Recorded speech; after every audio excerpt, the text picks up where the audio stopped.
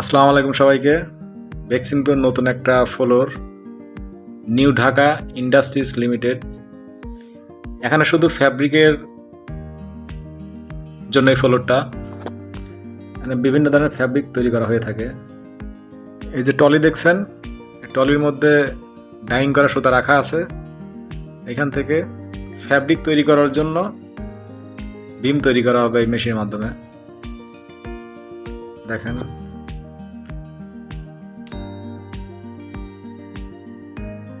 এক একটা মেশিনের জন্য একটা করে অপারেটর কাজ করে থাকে।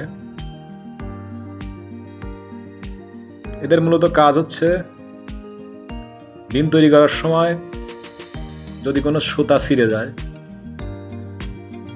তখন এই সুতাগুলোকে জোড়া দেওয়ার জন্যই মূলত প্রতিটা মেশিনের সামনে একটা করে অপারেটর দাঁড়িয়ে থাকে।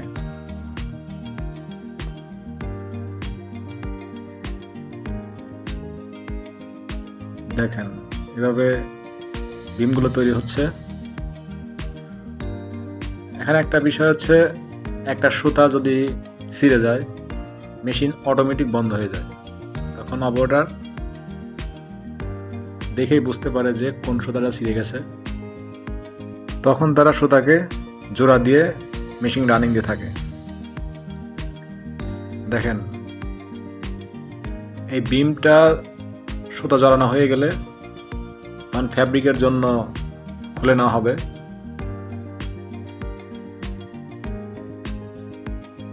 সুতা ছিঁড়ে গেছে, এখন সেটাকে জোড়া দেওয়া হচ্ছে।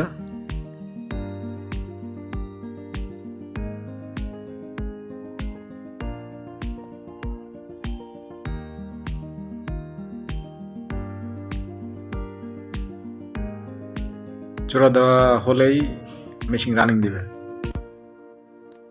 তখন অটোমেটিক ঘুরতে থাকবে।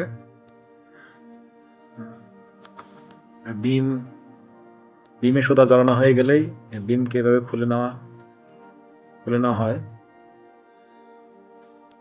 এখন এই বিম নিয়ে যাওয়া হবে হচ্ছে ফ্যাব্রিক তৈরির জন্য। যেখানে ফ্যাব্রিক তৈরি হয় সেখানে নিয়ে যাওয়া হচ্ছে।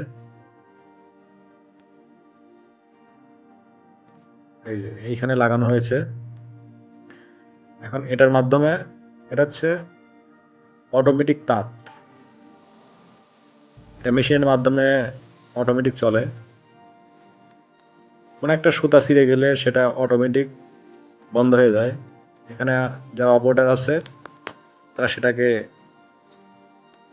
জোড়া দিয়ে আবার রানিং দিয়ে থাকে।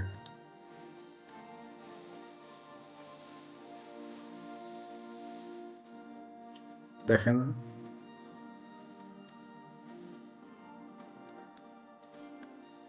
এখানকার প্রত্যেকটা অপারেটরই খুব এক্সপার্ট।